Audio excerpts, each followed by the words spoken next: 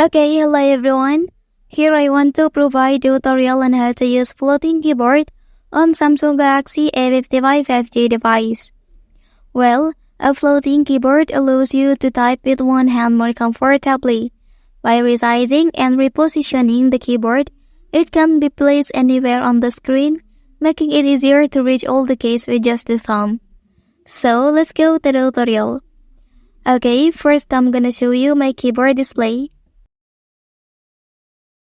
After that, here please click settings icon and then scroll down till you find mode option. Tap on it. Well, and here you can activate floating keyboard for each option. So let's say, then the floating keyboard is successfully active and all ready to use. Okay, that's the tutorial on how to use floating keyboard on Samsung Galaxy A55 5G device. If you are helped by this video, don't forget to like and subscribe to get other information from this channel. Thank you.